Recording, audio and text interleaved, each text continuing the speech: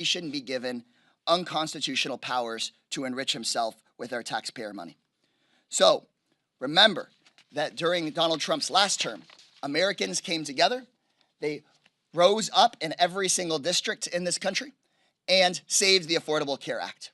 Republicans had control of the government, but Democrats stood united. Democrats went and gave our message out into the community. The community responded and rose up, and millions of people's health care was saved. Similarly, the Congressional Progressive Caucus is going to lead alongside leaders in this country to fire Elon Musk, to save our health care, save our schools, save our taxpayer dollars, stop the corruption, and I think this is a fight that we can pick and that we can win. Thank you all so much for coming today, and next we have the whip of the Congressional Progressive Caucus, Congressman Chuy Garcia. Thank you. Thank you, Chairman, and good morning to all. I'm Congressman Chuy Garcia from Illinois' 4th District in Chicagoland, and I'm here to say that Elon Musk has got to go.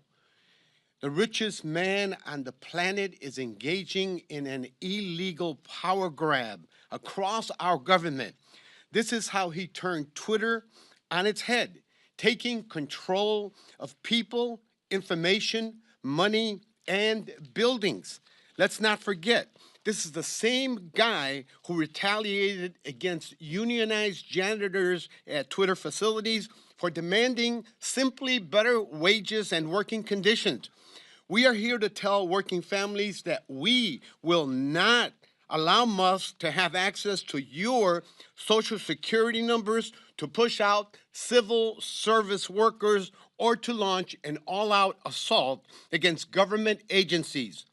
These moves are illegal, and we're working with civil rights groups who are suing Doge for these actions.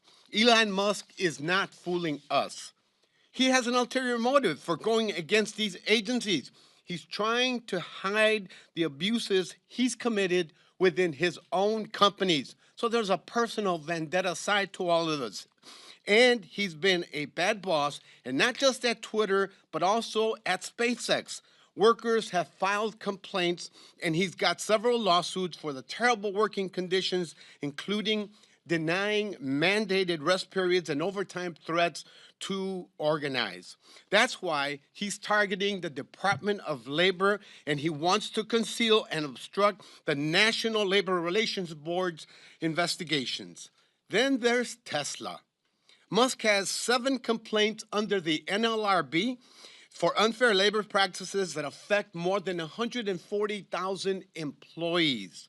And it's the NLRB investigations. If they're not enough, Musk is also on the hook with OSHA and for the death of a Tesla factory worker in Austin, Texas. The record is clear. Elon Musk is anti-worker and anti-labor. We will not allow the shadow government that Musk is leading to destroy government agencies that protect workers.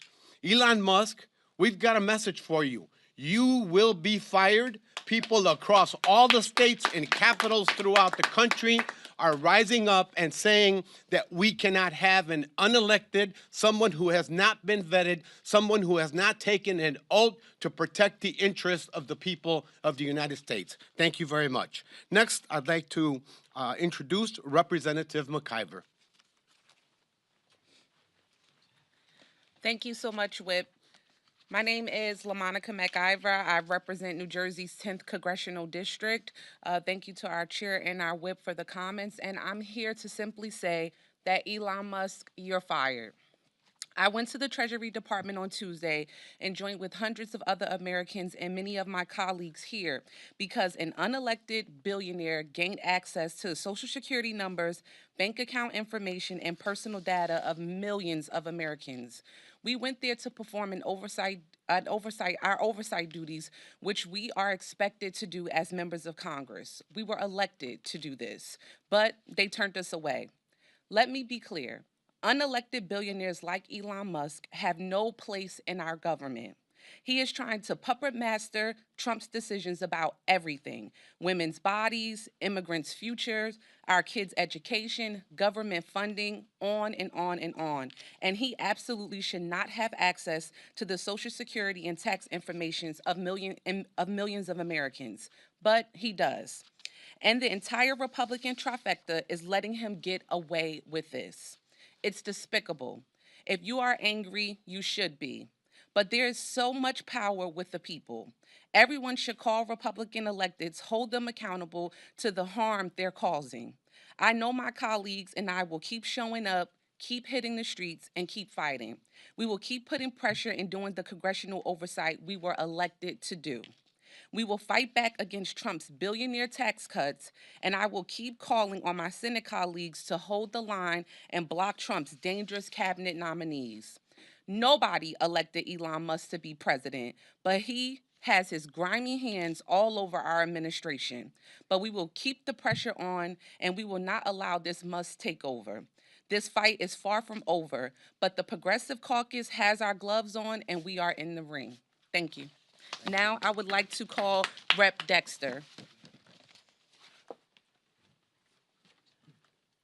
Good morning, and thank you to the Congresswoman as well as our leaders for their words and their encouragement for our action today. I am Maxine Dexter. I represent Oregon's 3rd Congressional District. All week, like many of my colleagues, I've heard from thousands of constituents who are outraged that an unelected billionaire is unilaterally dismantling our government. In the last week alone, Elon Musk has seized control of the U.S. Department of Treasury's payment system, exposing Americans' most personal financial information, has shuttered the U.S. Agency for International Aid, USAID, putting the lives of millions of people at risk across the world, and threatened the National Oceanic and Atmospheric Administration, undermining our work to combat the climate crisis. This is just the start. I received, again, over 1,000 emails and calls this week demanding action. And that's why I introduced my first bill, the Stop Musk Act, to protect federal workers who are at the forefront of Elon Musk's power grab. Yeah, that's great.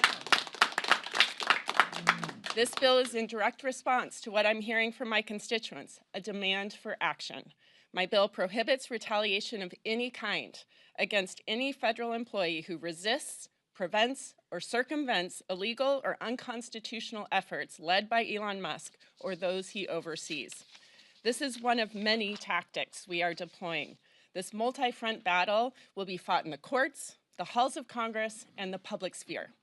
In addition to our legislative and judicial tactics, our most powerful tool is public pressure. We are witnessing an assault on our democracy, make no mistake, and the Congressional Progressive Caucus will fight at every opportunity. We must stay loud, we must stay tight, we must press on. And with that, I will pass it to Congresswoman Velasquez. Good morning, and thank you, Chairman Casar, for bringing all of us together. The press might say, here they come again, you know, blah, blah, blah, blah, blah. But let me tell you and let me remind you, those dark days when we were fighting to preserve ACA or even pass the legislation, and we kept at it, organizing, mobilizing, until the public rise up and push back. And today, millions of Americans have access to decent health care because of the actions that we took. And we are here back again. And we will be at this every single day. Press conferences, protests, until the American people rise up and push back. This is a power grab by Donald Trump and Elon Musk. And every American should be concerned about this. You see, what really frustrates me? That the Speaker of the House doesn't have the courage to stand up and defend the integrity of the legislative branch. Well, I am not going to go silently without fighting and to say and to remind that this is not only unethical, it's illegal, and it is unconstitutional. And we will fight back every single day. But I also want to talk to the American people. Do you trust Elon Musk with your most personal financial information, tax records, your social security numbers, your financial security? I don't trust Elon Musk with this information, and I know the American people don't either. I also don't trust Elon Musk with access of the payment system that controls upwards of $5 trillion in transactions every day. Yesterday, we held a hearing in the Small Business Committee, and when I questioned Elon Musk trying to get into the system, they claimed that he needed to do this. First, that he was appointed by the president as a senior advisor, that he will go in to assess and analyze waste, fraud, and abuse. But today, the New York Times have an article in which they discuss emails from the chief of staff that clearly stated the intent of just using this to stop aid to USAID funding. So this is the system that sends out Social Security checks, Medicare reimbursement, and tax reform, the foundation of financial security for millions of Americans. This is a hostile takeover of our federal system. We cannot allow the richest man in the world to have the power to veto funding approved by Congress so he can line up his pocket with more tax cuts for billionaires. This government does not belong to billionaires. It belongs to the people. What Trump and Musk are doing is unconstitutional. We demand Elon Musk to be removed from any role at the Treasury Department and from the federal government entirely. We are committed to using every tool at our disposal to stop this power grab. And with that, I will recognize now the chairman, the ranking member, soon to be chairman of the Natural Resources Committee, Representative Hoffman. Thank you, Nydia. Well, thank you, folks, and good morning. Happy to join my colleagues here in pushing back against Elon Musk and his fake officials, his tech bros that are rummaging through our most sensitive data without authority in violation of the law. And I'm so pleased that we're beginning to litigate and confront this in the courts, that there's this great public awakening that's happening and the outrage is building. And here in Congress, my colleagues and I stand ready to do our part to say no to this outrageous attack on our democracy and our personal rights. So we learned this week that Elon and his tech bros, these young people in hoodies who don't have security clearances, they're fake officials, that they crashed through the doors of the National Oceanic and Atmospheric Administration, or NOAA. These are folks whose mantra in the private sector is go fast and break things. And they decided to go fast and break things this week at NOAA. And so, you know, people need to understand that this is an agency that does really important work that millions of Americans depend on every day, although they don't always realize how much they depend on it. It is the home of critical scientific and regulatory systems that protect our safety in important ways. And this starts to make good on yet another aspect of Project 2025, something that I spent much of last year warning about.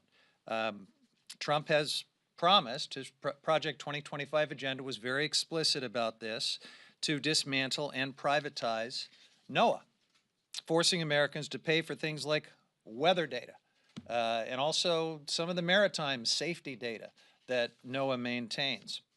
This could have real consequences for the day-to-day lives of every American. The National Weather Service warns communities of incoming severe weather like hurricanes and wildfires and tornadoes.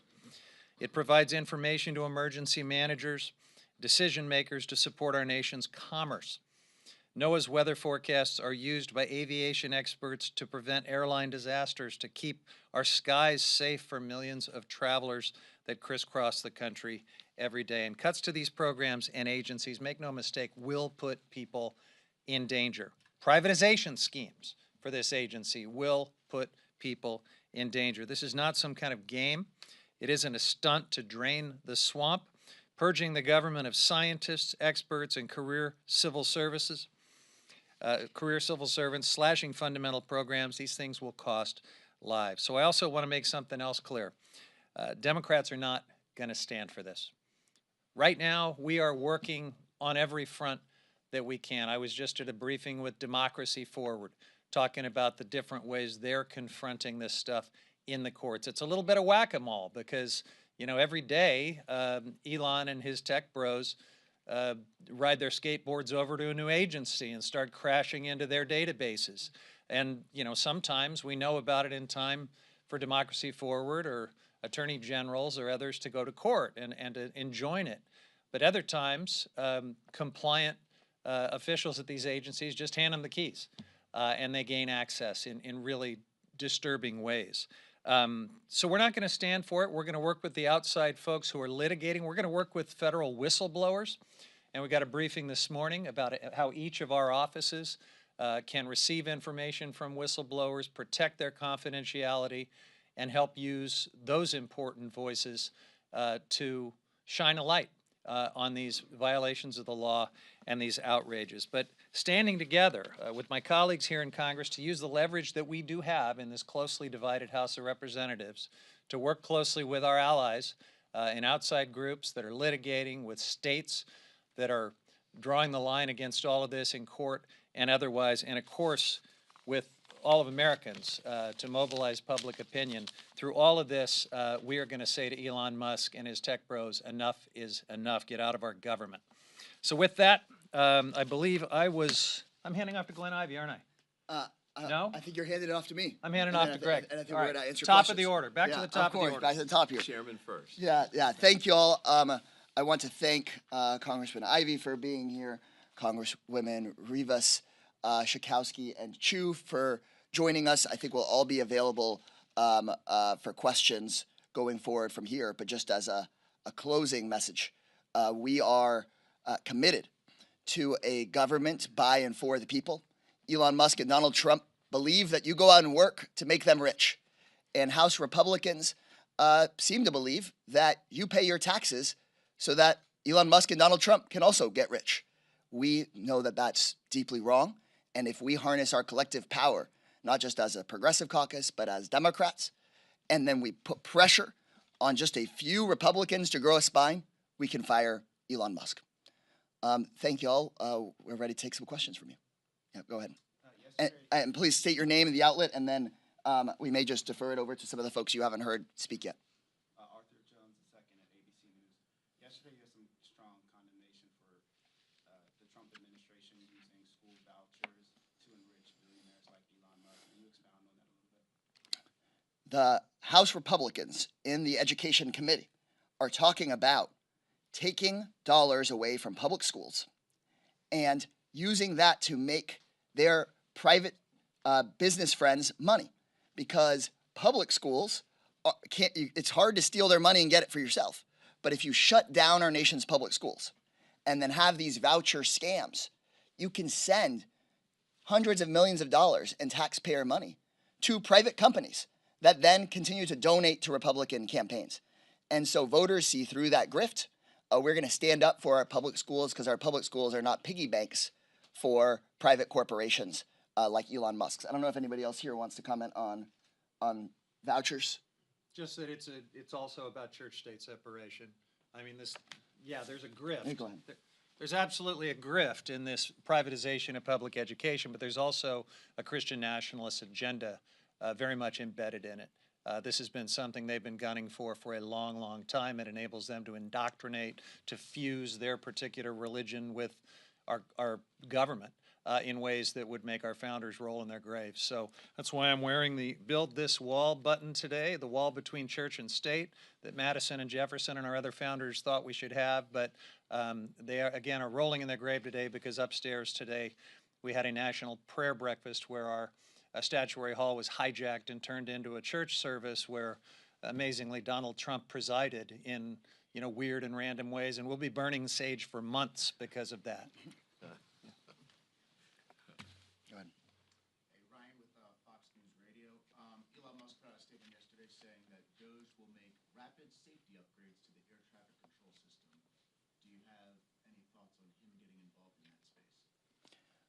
Elon Musk crashes and breaks everything he buys. He thinks he can buy our government. We cannot allow him to crash and break our air traffic control system. Look at what happened when he bought Twitter. It just started crashing. Again, not a big deal if your app doesn't open one day. It is a really big deal if Americans don't know whether or not their air safety is protected. So this is, again, another instance where Elon Musk thinks he knows better than everybody else in the world. In fact, he doesn't know anything about how to make sure air traffic control works. He doesn't know anything about how to make sure that our Social Security and Medicare and Medicaid payments get out to folks on time. He just knows that he wants to find a way to make money off of this at the expense of other people's safety. Anybody else on air traffic control? You want to say something? Well, I'll just say this. One of the things that's going to come up soon is Congressman Jerry Connolly and other Democrats are going to call for the committee's Republicans to subpoena Elon Musk and have him come to Congress and actually testify about what he's doing and why he's doing it. So we'd love to have an opportunity to test out what he knows about issues like that, what he's doing with the secret information that he's been getting, the conflict of interest issues. He's going, as Congressman Garcia testified or discussed a minute ago, he's going through materials where he's got open cases filed against him in OSHA and others. What's he doing with that information? Donald Trump said he would make sure that there are no conflicts of interest, but I don't think we can really trust the conflict of interest chief in charge to take care of that. We don't want the fox to be guarding the hen house. We need to have him come up here and explain what he's doing, but ultimately he needs to go, and we need to do this the right and legal way with respect to managing the government. Thank you, Mr. Ivey. Go ahead. Thank you. Kyle Steer with NBC. You just mentioned the subpoena. Can you talk about other action items you can take while in the minority to push back against Elon Musk? There's many we could do. Yesterday, we did have a vote in the Oversight Committee to subpoena Elon Musk and have him come speak. And we only lost that vote by one vote. So we can make sure that if we lock arms as Democrats, and the Progressive Caucus is often at the forefront of making sure that we have Democratic unity on strong positions. If we lock arms as Democrats, we just need to pressure, in that case, just one Republican to have a spine and be willing to hear from Elon Musk. Again, Republicans aren't really in a governing majority when it comes to the budget. And we have a government funding deadline coming up next month.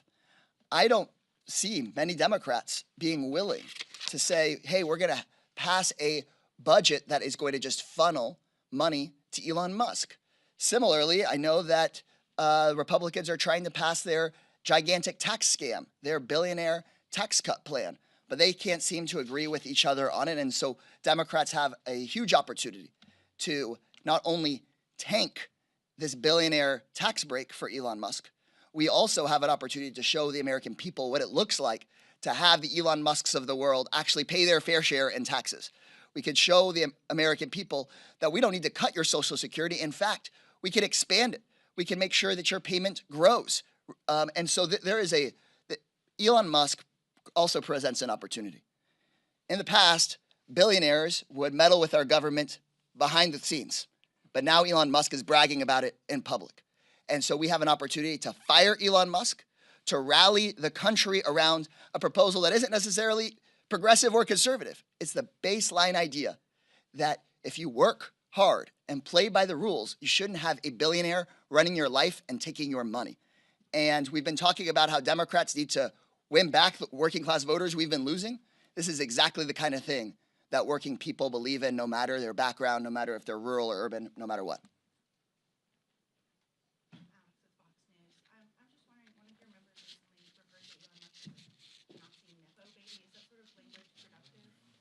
I haven't seen what that quote is, and so this is, I think what you're hearing clearly from us right here is that our message is very clear. Elon Musk shouldn't be allowed to steal your money. Elon Musk shouldn't be allowed to steal your data. Elon Musk should not be not only illegally shutting down services that benefit Americans, House Republicans should have the guts to say something about it. House Republicans shouldn't be enabling him to get another tax break, and that's our message and our language here today. Okay, thank you all very much. We're available to break out and take